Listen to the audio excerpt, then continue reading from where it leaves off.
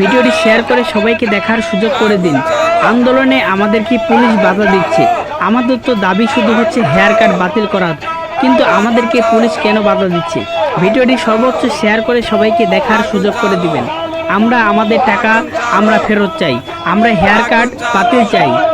ভিডিওটি শেয়ার করে সবাইকে দেখার সুযোগ করে দিবেন।